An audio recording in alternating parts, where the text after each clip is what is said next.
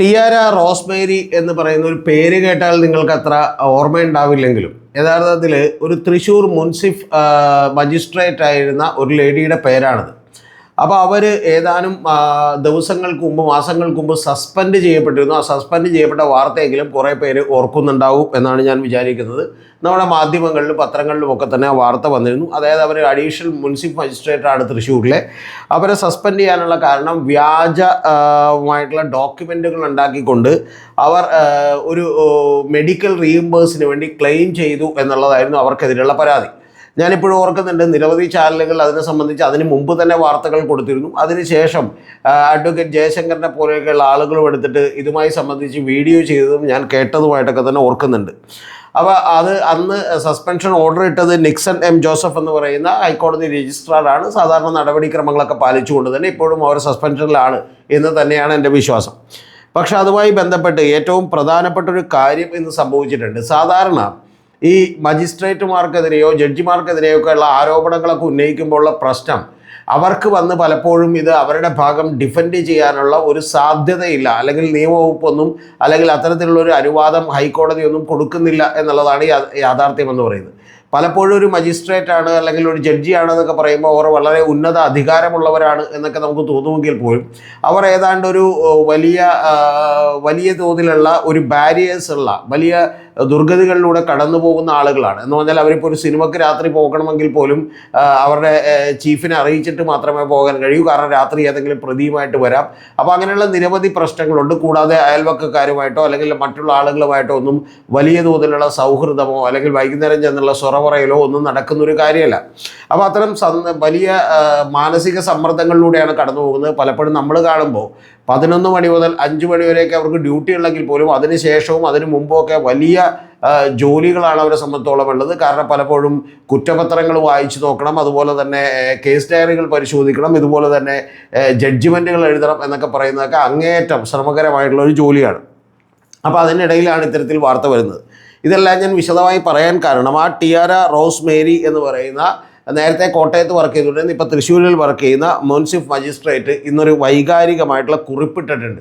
ആ കുറിപ്പ് പ്രിയപ്പെട്ട പ്രേക്ഷകർ വളരെ ശ്രദ്ധയോടെ കേൾക്കേണ്ടതാണ് എന്നുള്ള വിശ്വാസം കൊണ്ടാണ് ഞാൻ ഇത് ചെയ്യുന്നത്.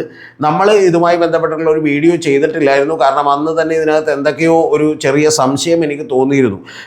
അതുകൊണ്ടാണ് മറ്റ് സൈഡ് കൂടി ഒന്ന് അറിയട്ടെ എന്ന് വിചാരിച്ച് വെയിറ്റ് ചെയ്തിരുന്നത്. അപ്പോൾ അവരിപ്പോഴത്തെ എന്നിട്ടേക്കണ ഫേസ്ബുക്ക് പോസ്റ്റ് എന്ന് പറയുന്നത് 23 മണിക്കൂർ മുമ്പാണ്. കഴിഞ്ഞ ഏപ്രിൽ മാസം 25-ാം തീയതി മുതൽ എൻ്റെയും എൻ്റെ കുടുംബത്തിൻ്റെയും ജീവിതം ഒരു ഇരുണ്ട കാലഘട്ടത്തിലൂടെയാണ് കടന്നുപോയത്.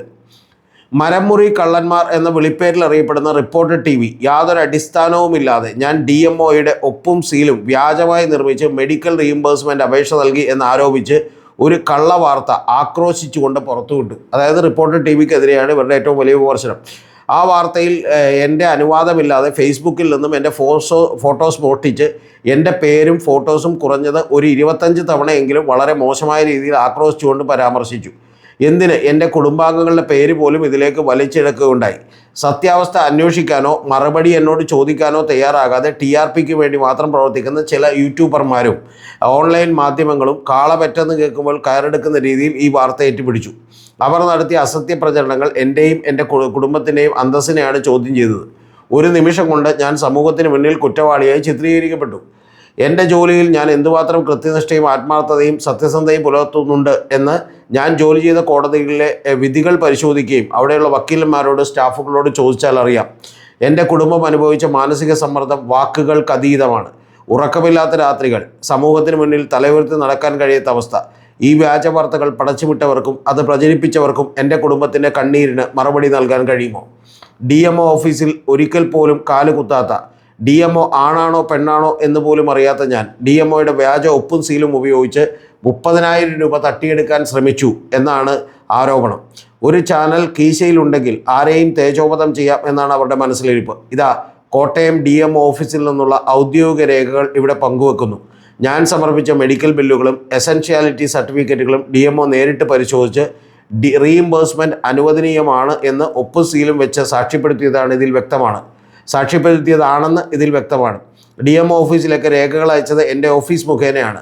ആയതിൻ്റെ സർട്ടിഫൈഡ് പകർപ്പും നൽകുന്നു. ഈ കള്ളവാർത്തകൾ കാരണം എൻ്റെ കുടുംബം മനോവിഷമം സഹിക്കാതെ ആത്മഹത്യ ചെയ്തിരുന്നെങ്കിൽ, ഈ ഭാഗം നിങ്ങളൊന്ന് ഓർത്തു വെക്കണേ, എനിക്ക് കുറച്ച് കാര്യങ്ങൾ ഡീറ്റെയിൽ ആയിട്ട് പറയാനുണ്ട്. ഈ കള്ളവാർത്തകൾ കാരണം എൻ്റെ കുടുംബം മനോവിഷമം സഹിക്കാതെ ആത്മഹത്യ ചെയ്തിരുന്നെങ്കിൽ അതിന് ആര് ഉത്തരം പറയുമായിരുന്നു? ഞങ്ങളുടെ ജീവൻ ഒരു വിലയുമില്ലേ? ഞങ്ങൾ മരണപ്പെട്ടിരുന്നെങ്കിൽ സമൂഹം പറയും ചെയ്ത തെറ്റ് പിടിക്കപ്പെട്ടപ്പോൾ മനസ്സ് നൊന്ത് ആത്മഹത്യ ചെയ്തുവെന്ന്. ഈ വാചകങ്ങൾ നിങ്ങൾ ഒരിക്കൽ കൂടി ഒന്ന് ഓർത്ത് വെക്കണേ. എനിക്ക് അതിനെക്കുറിച്ച് കുറച്ച് കമൻറ്റുകൾ പറയാനുണ്ട്. നിരപരാധികളായ എൻ്റെയും എൻ്റെ കുടുംബത്തിൻ്റെയും ജീവൻ ആര് വില കൽപ്പിക്കും? ഞാനില്ലെങ്കിൽ എൻ്റെ നിരപരാധിത്വം തെളിയിക്കാൻ ആര് മുതിരും? പലർക്കും ഞാൻ തെറ്റ് ചെയ്തിട്ടില്ല എന്നറിയാമെങ്കിലും കുപ്രസിദ്ധമായ ഈ ചാനലിനെതിരെ ആരും ഒരു വാക്കും ഉരിയാടുന്നില്ല. തരം താഴാവുന്നതിൻ്റെ മാക്സിമം തരം താഴ്ന്ന് എന്നെയും എൻ്റെ കുടുംബത്തെയും മനസ്സുമടുപ്പിച്ച് ആത്മഹത്യയിലേക്ക് തള്ളിവിടുക എന്ന ഉദ്ദേശത്തോടെ തികച്ചും വ്യാജ വാർത്തകൾ കെട്ടിച്ചവച്ച് ആളുകളുടെ ജീവിതം തകർക്കുന്ന മാധ്യമ ധാർമ്മികതയില്ലാത്തവർക്കെതിരെ ജനങ്ങൾ ചുട്ട മറുപടി കൊടുക്കും എന്ന് ഞാൻ വിശ്വസിച്ചു കൊള്ളുന്നു. സത്യം തിരിച്ചറിയുക, ഇത്തരം കള്ളപ്രചരണങ്ങൾ അവഗണിക്കുക, ഇത്തരം വ്യാജ വാർത്തകൾ നൽകുന്ന ചാനലുകൾ ബഹിഷ്കരിക്കുക എന്ന് പറഞ്ഞുകൊണ്ട് പിന്നെ അവരുടെ ഫേസ്ബുക്ക് പോസ്റ്റിൽ തന്നെ ഇതിൻ്റെ രേഖകളൊക്കെ ഇട്ടിട്ടുണ്ട്. ഇതിൽ എനിക്ക് ചില കമൻറ്റുകൾ ചോദിക്കാനുണ്ട് എന്ന് പറയുന്നത് ഈ പറയുന്ന ടിയാര റോസ് മേരിയോടല്ല, മുൻസിഫ് മജിസ്ട്രേറ്റിനോടുമല്ല, പക്ഷേ ഇവിടുത്തെ നിയമവ്യവസ്ഥിതിയോടാണ് എനിക്ക് ചോദിക്കാനുള്ളത്. അതിൽ ഈ പറയുന്ന ഒരു മുൻസിഫ് മജിസ്ട്രേറ്റിൻ്റെ അവസ്ഥ ഇതാണെങ്കിൽ സാധാരണക്കാരൻ്റെ അവസ്ഥ എന്തായിരിക്കും എന്നുള്ളത് നിങ്ങളൊന്ന് ആലോചിച്ച് നോക്കണം. ഇവർ ചോദിക്കുന്ന ഏറ്റവും പ്രധാനപ്പെട്ട ഒരു പാരഗ്രാഫ് ഇതാണ്: ഈ കള്ളവാർത്തകൾ കാരണം എൻ്റെ കുടുംബം മനോവിഷമം സഹിക്കാതെ ആത്മഹത്യ ചെയ്തിരുന്നെങ്കിൽ. പ്രിയപ്പെട്ട മുൻസിഫ് മജിസ്ട്രേറ്റ് അടക്കം ഈ പറയുന്ന പോലെ എല്ലാ ജഡ്ജിമാരും അറിയാൻ ഞാൻ ചോദിക്കുന്നു, ഈ കേരളത്തിലും ഇന്ത്യയിലും പോലീസുകാർ ഏതെങ്കിലും ഈ പറയുന്ന പോലെ ഒരു തോന്നിവാസം കാണിച്ചുകൊണ്ട് ഒരാൾക്കെതിരെ ചീറ്റിംഗ് കേസ് 428 എടുത്താൽ അവൻ ഏതെങ്കിലും വലിയ ബിസിനസ് നടത്തുന്നവനാണെങ്കിൽ പോലും ഒരു ദിവസം അവൻ ജയിലിൽ കിടക്കേണ്ടി വരും. അങ്ങനെ ജയിലിൽ കിടക്കേണ്ടി വന്നിട്ടുണ്ടെങ്കിൽ അതിൻ്റെ വാർത്ത എടുത്ത് മാധ്യമങ്ങൾ യഥാർത്ഥത്തിൽ ഇനി ജാമ്യം കൊടുത്തിട്ടുണ്ടെങ്കിൽ പോലും ആ ജാമ്യം കൊടുത്തു എന്നുള്ളത് പറയാതെ പോലീസ് അറസ്റ്റ് ചെയ്തിരിക്കുന്നു എന്ന് പറയുന്നൊരു വാർത്തയെങ്കിലും എടുത്ത് പുറത്തു കൊടുത്താൽ, ആ വാർത്ത പുറത്തു പോയിട്ടുണ്ടെങ്കിൽ പിന്നെ അവൻ ആ ബിസിനസ് നടത്തിക്കൊണ്ടുപോകാൻ പറ്റില്ല, അവൻ്റെ ജീവിതം തകരും, അവൻ്റെ ബന്ധുക്കളും സുഹൃത്തുക്കളും ഒരൊറ്റ ദിവസം കൊണ്ട് ഇല്ലാതാകും, അവൻ്റെ സൽപ്പേരും നശിക്കും. അങ്ങനെ ആത്മഹത്യ ചെയ്ത അല്ലെങ്കിൽ ആത്മഹത്യ ചെയ്യാതെ മരിച്ചതിനൊക്കുമേ ജീവിക്കുന്ന എത്ര പേരുണ്ടാകും എന്നുള്ളത് കൂടി ടിയാര മേരി റോസിനെ പോലെയുള്ള നിരവധി മജിസ്ട്രേറ്റുമാർ ഒന്ന് ആലോചിക്കേണ്ടതാണ്. ഇവിടെ നിയമത്തിനനുസരിച്ച് നിങ്ങൾക്ക് പ്രവർത്തിക്കാൻ കഴിയും, അതുകൊണ്ട് നിങ്ങളുടെ ലിമിറ്റേഷനൊക്കെ എനിക്ക് മനസ്സിലാവും. പക്ഷേ പ്രധാനപ്പെട്ട ഒരു കാര്യം എന്ന് പറയുന്നത് ഇത്തരത്തിലൊരവസ്ഥ ഈ ഇന്ത്യയിലും കേരളത്തിലും ഒക്കെ നിലവിലുണ്ട് എന്നുള്ളത് വാസ്തവമാണ്. കാരണം മാധ്യമങ്ങൾ അങ്ങോട്ട് റിപ്പോർട്ട് ചെയ്യുകയാണ്. ഉദാഹരണത്തിന് ഒരാളെ അറസ്റ്റ് ചെയ്തു, അയാൾ അപ്പം തന്നെ ജാമ്യത്തിൽ വിട്ടെങ്കിൽ അവർ എഴുതി വെക്കുന്ന ഒരു കോളത്തിൽ അയാൾ അറസ്റ്റ് ചെയ്തു എന്ന് മാത്രം എഴുതി വെക്കുകയും ജാമ്യത്തിൽ വിട്ടുവെന്ന് പറയാതിരിക്കുകയും ചെയ്തിട്ടുണ്ടെങ്കിൽ എന്ത് ചെയ്യും? പിറ്റേ ദിവസം മുതൽ അവനവൻ്റെ ബിസിനസ് നടത്താനോ അവനവൻ്റെ കസ്റ്റമേഴ്സിൻ്റെ വിശ്വാസത്തിലെടുക്കാനോ ഒന്നും കഴിയില്ല. അപ്പോൾ ഇത്തരത്തിലുള്ള നിരവധി അവസ്ഥകൾ ടിയാര മേരി റോസ്മേരിയൊക്കെ അറിയേണ്ടത്, നിരവധി അവസ്ഥകളിലൂടെ സാധാരണക്കാരായിട്ടുള്ള ആളുകൾ നിരന്തരമായി കടന്നു പോകുന്നുണ്ട് എന്നുള്ളത് നിങ്ങൾ മനസ്സിലാക്കണം. അങ്ങനെ ഏറ്റവും ഒടുവിൽ പലപ്പോഴും തെറ്റായ കേസുകൾ പോലീസിൻ്റെയൊക്കെ വൈരാഗ്യത്തിലോ അല്ലെങ്കിൽ അവരാരുടെയെങ്കിലും കയ്യിൽ നിന്ന് ചിക്ലി മേടിച്ചിട്ടോ ഒക്കെ ഈ പറയുന്ന പോലെ എടുക്കുന്ന കേസുകൾ നിരവധി ഉണ്ടെന്നറിയണം. അതിന് നഷ്ടപരിഹാരം അതാത് ഉദ്യോഗസ്ഥന്മാരുടെ അകത്ത് നിന്ന് മേടിച്ചു കൊടുക്കാനുള്ള നിയമം കേരളത്തിലുണ്ടാവണം. കേരളത്തിൽ നമുക്കറിയാം, കടക്കാവൂരിലൊരു പോക്സോ കേസ്, സ്വന്തം മകനെ സെക്ഷലി ഉപദ്രവിച്ചു എന്ന് പറഞ്ഞ ഒരു അമ്മയെ പിടിച്ച് ജയിലിലിടുകയും ഒരു പാവപ്പെട്ട അമ്മയോടൊപ്പം സ്വന്തം ആ പെൺകുട്ടിയുടെ അച്ഛൻ മാത്രം ഉണ്ടാവുകയും ബാക്കിയുള്ള കുറച്ച് പേരൊക്കെ സാമ്പത്തികമായി സഹായിക്കുകയും ചെയ്തുകൊണ്ട് അവർ 10-20 ദിവസം കഴിഞ്ഞ് പുറത്തേക്ക് വന്നു. അതിനുശേഷം തിരിച്ചറിഞ്ഞു മുൻ ഭർത്താവ് ഈ കുട്ടിയെ കിട്ടാൻ വേണ്ടിയിട്ട് ഇവരെ മോശക്കാരിയാക്കാൻ വേണ്ടിയിട്ട് ഒരു SHOയ്ക്ക് കൈക്കൂലി കൊടുത്ത് അദ്ദേഹത്തെ കൊണ്ട് കേസെടുപ്പിച്ചതാണ്. ഇപ്പം എന്തായി? അപ്പോൾ ഞാൻ പറഞ്ഞു വന്നത്, ഇതൊക്കെ അനുഭവിക്കുന്നത് നിങ്ങൾ മാത്രമല്ല, സാധാരണക്കാരായിട്ടുള്ള നിരവധി പേരുമൊക്കെ തന്നെ ഇതുപോലെ അനുഭവിക്കുന്നുണ്ട് എന്ന് മനസ്സിലാക്കുക. അതിൽ ഏറ്റവും വലിയ നിയമങ്ങളിലൊന്ന്, തീർച്ചയായിട്ടും ഒരു സാധാരണക്കാരനെതിരെ ഏതെങ്കിലും ഒരു പരാതി വന്നാൽ ആ പരാതിയിന്മേൽ വ്യക്തവും കൃത്യവുമായിട്ടുള്ള അന്വേഷണം നടത്താതെ ഉടനെ അവനെ കൂടെ പോയി അറസ്റ്റ് ചെയ്യുകയും, പ്രത്യേകിച്ച് ഒരു സാമ്പത്തിക പരാതിയാണ്, ഒരു ചീറ്റിംഗ് കേസൊക്കെ ആണെങ്കിൽ പോയങ്ങ് അറസ്റ്റ് ചെയ്യുകയും, അറസ്റ്റ് ചെയ്തതിന് ശേഷം വല്ല ജാമ്യത്തിൽ വിട്ടാൽ പോലും മറ്റുള്ളവരുടെ സ്വാധീനത്തിൽ ഈ ജാമ്യത്തിൽ വിട്ടു എന്നുള്ളത് മാത്രം ഒഴിവാക്കി ഉടനെ തന്നെ വാർത്ത കൊടുക്കുകയും, ഇനി അതല്ല ഒരു ദിവസം ജയിലിൽ കിടക്കേണ്ടി വന്നാൽ അത് പിറ്റേ ദിവസം വാർത്തയാക്കുകയും ചെയ്യുമ്പോൾ ജീവിതം നഷ്ടപ്പെടുന്ന നൂറുകണക്കിന് ആളുകളുണ്ട് എന്നുള്ളത് കൂടി ഈ പറയുന്ന പോലെ ന്യായാധിപന്മാരൊക്കെ മനസ്സിലാക്കുന്നത് നല്ലതാണ്. ഞാനിപ്പോൾ ഇത് ടിയാര റോസ്മേരിയോട് മാത്രമല്ല പറഞ്ഞത്, മനസ്സിലാക്കുന്നത് നല്ലതാണ്. അപ്പോൾ അത്തരം അവസ്ഥകളിലൂടെ നിങ്ങൾ കൂടി കടന്നു പോകുമ്പോഴാണ് യഥാർത്ഥത്തിൽ ഇതിൻ്റെ വില എത്രത്തോളം ഉണ്ട് എന്നുള്ളത് തിരിച്ചറിയുക. എന്താണെങ്കിലും ടിയാര റോസ്മേരി പറയുന്നത് സത്യമാണോ ഇല്ല എന്നുള്ളത് അന്വേഷിക്കട്ടെ. അന്വേഷണം നടത്തിയതിന് ശേഷം അവർക്ക് സസ്പെൻഷൻ എന്ത് ചെയ്യട്ടെ, പിൻവലിക്കട്ടെ. അവർ തിരിച്ച് വീണ്ടും മുൻസിഫ് മജിസ്ട്രേറ്റായി ജോലി ചെയ്യട്ടെ.